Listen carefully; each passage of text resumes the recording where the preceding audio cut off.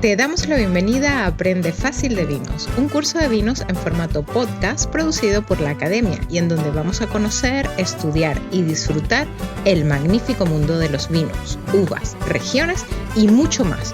Todo en 30 clases presentadas por tu anfitrión, Mariano Braga. El roble en el vino, de eso es de lo que vamos a hablar y primero que nada déjame darte la bienvenida a un nuevo capítulo, un nuevo episodio, una nueva clase de Aprende Fácil de Vinos, este video podcast, este curso en formato video podcast que estamos llevando adelante ya hoy, clase número 15. Mi nombre es Mariano Braga y como siempre es para mí un placer estar acompañándote y guiarte acá como si fuese un gurú borrachín. Es una cosa medio rara, pero por lo menos para guiarte a lo largo de estas clases, de estas 30 clases, de estas 30 unidades, de estas 30 lecciones en donde vamos a hablar del mundo del vino. Y como veníamos hablando de elaboración, antes de pasar al bloque grande de geografía que va a venir en la próxima clase, hoy vamos a hablar del roble en el vino. Y hablamos del roble en el vino y de la importancia del roble en el vino, porque digamos que es osado lo que te voy a decir, pero te diría que la segunda cuestión que más condiciona el estilo de un vino, después de la variedad de uva, y ni hablar que la región y demás, pero yo digo específicamente en el momento de elaboración, después de la uva, lo que más condiciona es la barrica. La barrica es uno de los grandes factores, o la madera. Ahora vamos a ver todas las alternativas que hay, todos los toneles, los distintos formatos, los distintos tamaños, los distintos niveles de tostado, los distintos... Bueno, todo eso, parece que no, pero condiciona. Y hay determinados vinos, como estuvimos hablando un poco en alguna de las clases pasadas cuando hablábamos de los vinos tintos. En general es mucho más usual ver vinos tintos que vinos blancos vinificados o íntegramente adentro de un recipiente de madera o con algún momento, digamos, de contacto con la madera ya una vez que terminó ese proceso de fermentación y maceración.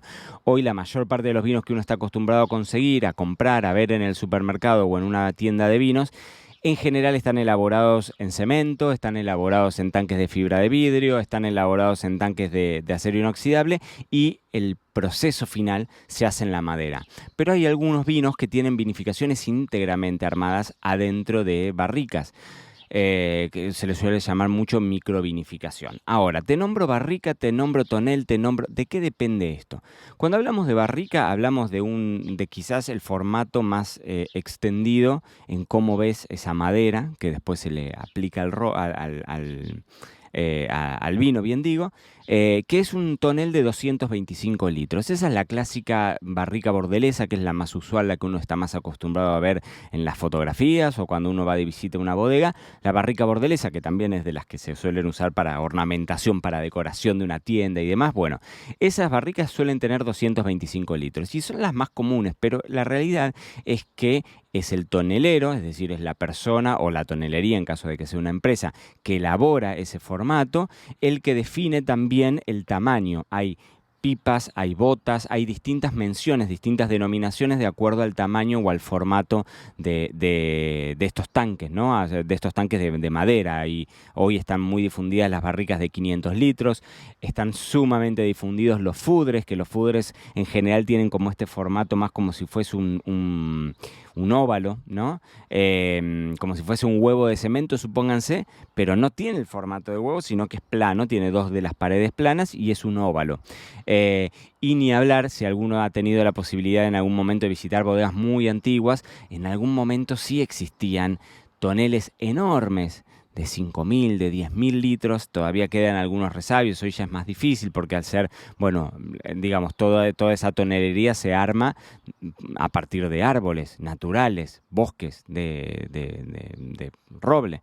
Entonces ya es muy difícil conseguir robles de ese tamaño también, porque hay una realidad que más allá de que las tonelerías trabajan en ser sustentables y bueno, todas estas cuestiones que tienen que ver claramente con la importancia que tiene el que quede algo para el futuro y sobre todo cuando es una explotación de este estilo, pero bueno, sucede esto y son a veces un poco como limitantes en algún punto, como puede pasar el caso de los corchos también, ¿no? Al ser productos del Alcornoque y bueno, el origen a veces nos limita, nos define. Entonces, las barricas las llamamos al recipiente de madera, generalmente de 225 litros, que puede ser de roble. En general de roble francés o americano son los dos robles más conocidos. Hay un montón de otras maderas. Se hacen barricas de pino en algún momento, se hacen barricas de acacia, barricas de secuoya, se hacen barricas de castaño. O sea, hay otras maderas que también se utilizan, pero convengamos que es el roble quizás el tipo de madera que es más duradera, que tiene el poro, o que por lo menos es el más difundido sin lugar a dudas. Y hay diferencias, no es lo mismo roble francés o roble americano. Esto nuevamente viene más a discreción del enólogo y el perfil que le quiera imponer al vino, pero en general digamos que las dos grandes variantes son roble francés y americano, ¿no? Sobre todo por esto de que te decía lo fuerte que es la madera, lo impermeable al agua, pero a la vez es flexible. Si alguna vez visitaste una sala de barricas de una bodega, vas a ver que la mayor parte siempre hablan de tener digamos, temperaturas relativamente bajas y humedad alta. ¿Por qué? Porque, bueno, la madera... O sea, la barrica de roble es madera y te pasa lo mismo que le pasa a la puerta de tu casa en invierno, que se resquebraja, que se contraen, ¿no? Los materiales cuando hay sequedad en el ambiente se contrae y si se contrae, ¿qué puede pasar?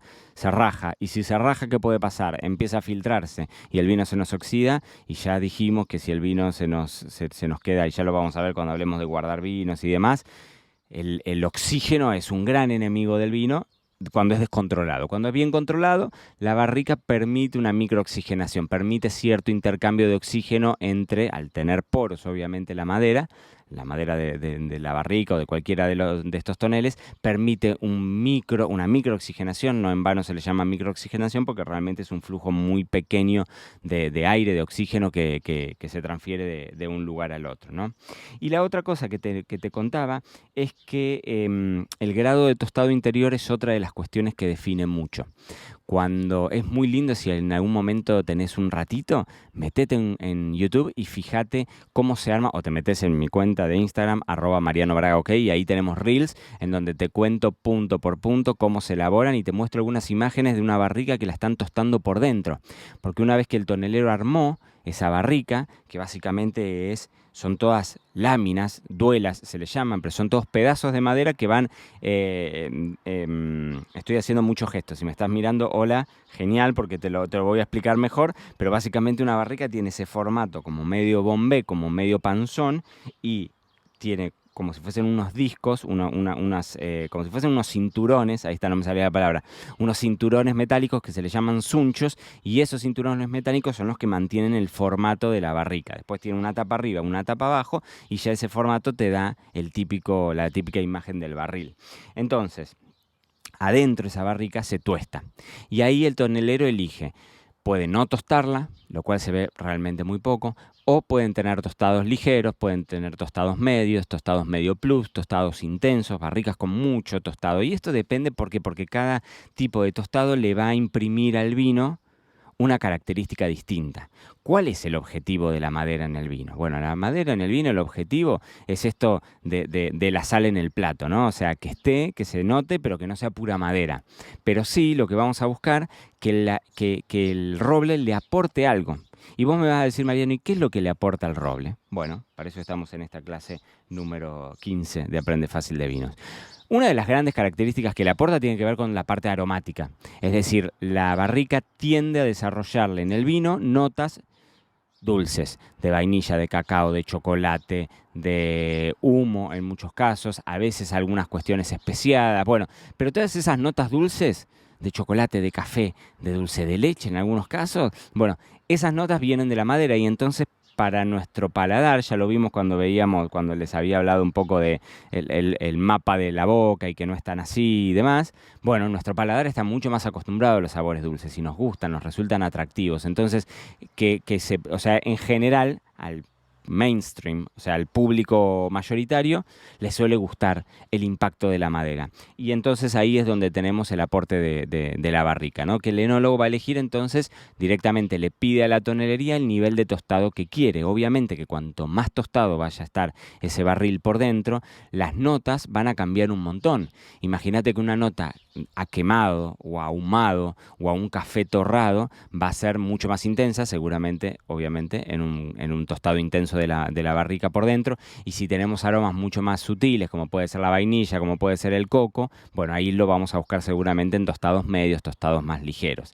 Y después esta diferencia, la barrica de roble francés, tan famosa por su alto contenido de vainillina, que es este descriptor que yo en mi casa, cuando mi vieja, mi madre, hacía las tortas en mi infancia, le agregaba la esencia de vainilla, la vainillina. Bueno, esos contenidos, no es que la madera se embeba en una esencia de vainilla, sino que, ya lo vamos a ver cuando hablemos de cata de vinos y ahí nos vamos a divertir, el vino comparte ciertas moléculas aromáticas con otros productos. Bueno, de la misma forma, la barrica, de forma natural, le entrega ciertos componentes o ciertas moléculas aromáticas al vino. Bueno, la vainillina es clásico descriptor del roble francés, clásico descriptor del roble americano, el aroma coco. Y esa sería como una gran diferencia, ¿no? Roble francés, vainilla, roble americano, coco.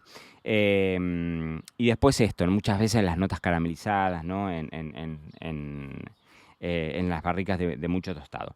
Otra cosa que es importante para que charlemos es que cuanto más nueva vaya a ser esa barrica, más tanino y más aromas a roble le va a transferir al vino. Por eso, cuando hablamos de las barricas, muchas veces hablamos de qué uso. ¿Es una barrica nueva o una barrica de primer uso? Eso quiere decir que vos metiste al vino y la barrica estaba virgen, nunca había alojado vino adentro. Ahora, vos podés hacer una crianza, por ejemplo, de 1 año de ese vino adentro de la barrica, lo sacás al vino porque lo embotellás, lo sacás a vender y volvés a poner otro vino. Bueno, ese vino entra en una barrica de segundo uso porque ya tuvo previamente un vino antes. Y entonces así puede ser sucesivamente. Podemos tener una barrica de tercer uso, una barrica de cuarto uso, de quinto uso, de sexto uso, pero la realidad es que cuanto más usos vaya teniendo la barrica, menos impacto va a tener aromáticamente y a nivel tanino, porque claramente al ser un material poroso, la madera, todos esos poros también se van saturando. Entonces llega un momento en donde la barrica casi que termina transformándose en algo más bien inerte. Y cuando tenés barrica de primer uso, el aroma, el impacto de la madera va a ser más notorio que si tenés una barrica de cuarto uso, sin lugar a dudas. Y esto nuevamente queda en modas y queda en el capricho del enólogo de lo que quiera lograr.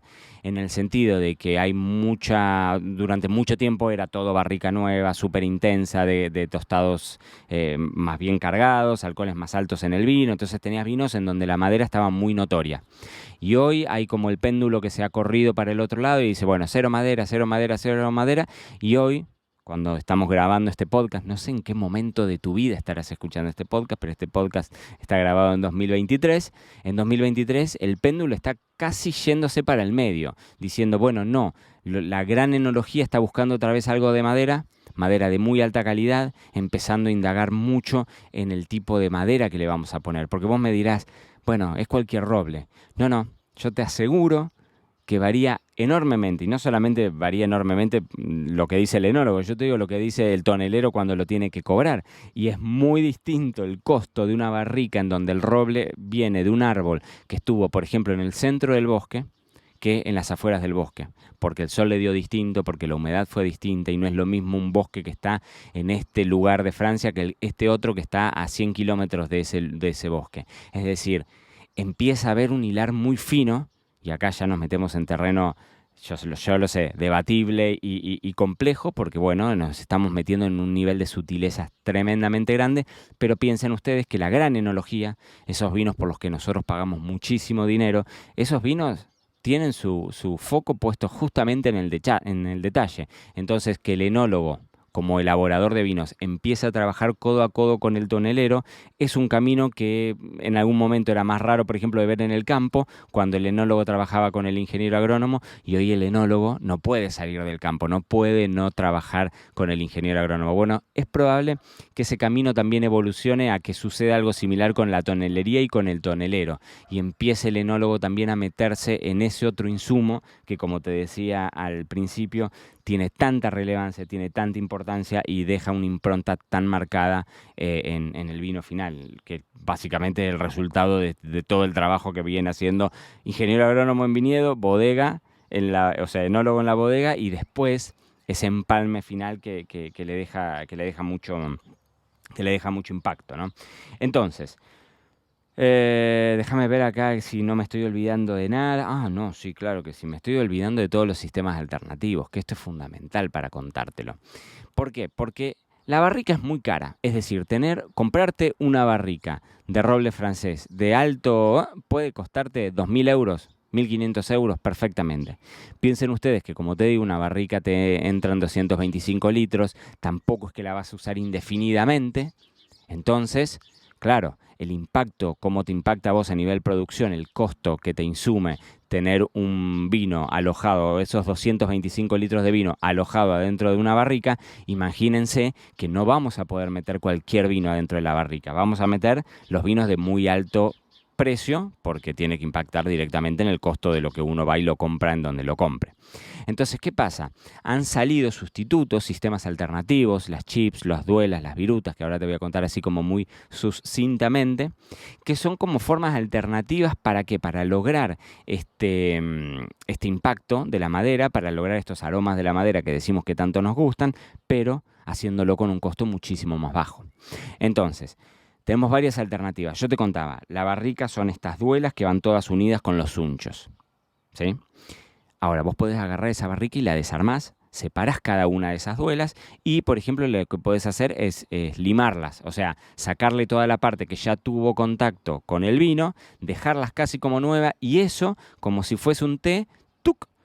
Un té, un saquito de té, lo metemos adentro del tanque de acero inoxidable o de la cuba de cemento o de lo que sea que en donde esté fermentando y entonces esas duelas, que son esas tablas de madera, de roble, van a estar flotando. Y entonces es un sistema más económico, es un sistema que muchas veces esas duelas vienen a través de, digamos, de barricas que originalmente eran barricas y que ahora se les está dando una nueva vida, entonces es mucho más económico, pero esas mismas duelas las podemos agarrar y las trituramos y hacemos los famosos chips. Los chips son pedacitos de esas duelas y nuevamente hacemos lo mismo. Le tiramos un bolsón de estos chips que es como si fuese lo mismo que le ponen, o muy parecido a lo que uno le pone a las plantas de decoración, esos pedacitos, esos como si fuesen esas cascaritas bueno, eso mismo. Se lo tiras adentro del tanque de acero inoxidable o de la cuba de cemento, lo metes ahí, lo dejas un tiempo de contacto y después lo filtrás y lo sacás. O podemos ir un tercer paso todavía más chiquitito, agarrás esos chips y los triturás completamente y haces una viruta, haces un polvo.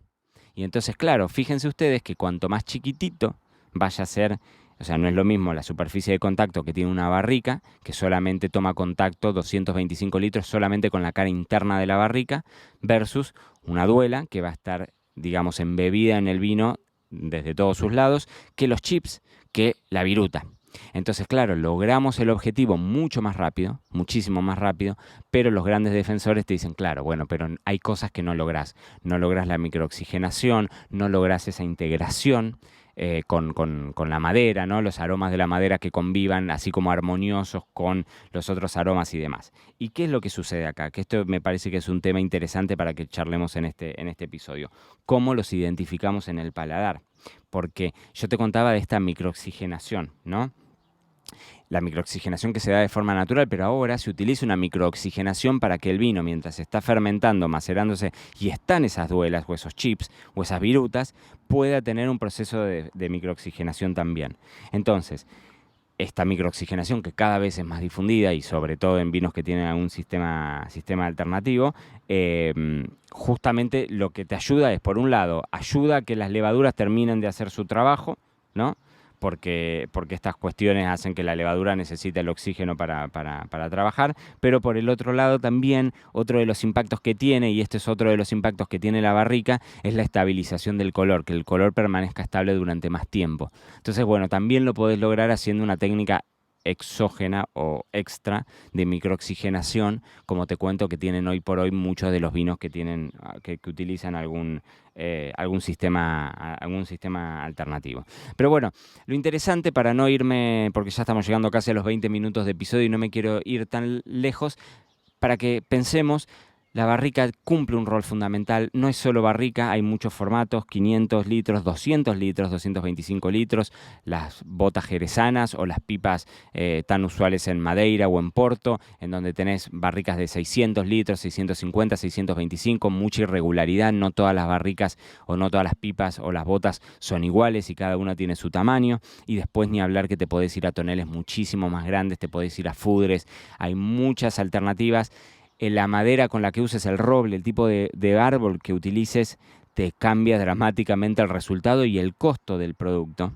Y otra de las cosas que afecta tiene que ver con este nivel de tostado. Tostado ligero, tostado medio plus o tostado intenso. Esas cosas definen mucho la aromática que vas a encontrar después en el vino. Y todas estas, vuelvo a lo mismo, decisiones del enólogo del estilo de vino que quiere desarrollar. Después, además de las barricas o de los fudres o de los grandes toneles, tenemos sistemas mucho más económicos, en general mucho más, digamos, cercanos a vinos realmente económicos, mucho más económicos en la góndola, porque alcanzamos este objetivo de que sean vinos que aromáticamente nos lleven a la madera, pero sin necesidad de recurrir al costo tan alto que nos puede llegar a hacer o a significar una barrica nueva de roble francés del mejor bosque de Francia, del mejor barrio, iba a decir, del mejor bosque de Francia. Bueno, espero que hayan disfrutado este episodio número 15 y con esto terminamos el segundo de los bloques de nuestro curso Aprende Fácil de Vinos, en donde el segundo bloque lo estamos dedicando a elaboración. Hablamos de blancos, de rosados, de tintos, hablamos de champán y espumosos, hablamos de vinos especiales, hablamos de vinos dulces y hoy, no en ese orden, pero hablamos de todo eso y hoy estamos hablando del roble en el vino y a partir de ahora vamos a entrar en una seguidilla de episodios en donde vamos a hablar de los principales países productores del mundo. El próximo episodio, el capítulo 16, la lección número 16, va a ser sobre vinos de España y después vamos a entrar a hablar de Francia, de Italia, de Estados Unidos, de Argentina, de Chile, de Australia y de Nueva Zelanda. Nos vamos a divertir un montón y tenemos mucha geografía por delante, que la geografía es de los temas más odiados y amados. A mí me gusta muchísimo. Voy a intentar transmitirte todo lo que sé y lo que he viajado porque ahora estoy haciendo el repaso, he estado absolutamente en todos los países de los que voy a hablar, así que te voy a contar mi experiencia también viviéndolo desde adentro. Gracias por acompañarnos en este episodio de Aprende Fácil de Vinos con Mariano Braga. No olvides valorar y suscribirte y recuerda que siempre te estamos esperando en marianobraga.com/academia para aprender, divertirte y llevar tus conocimientos del vino hacia el siguiente nivel. Ahí nos vemos.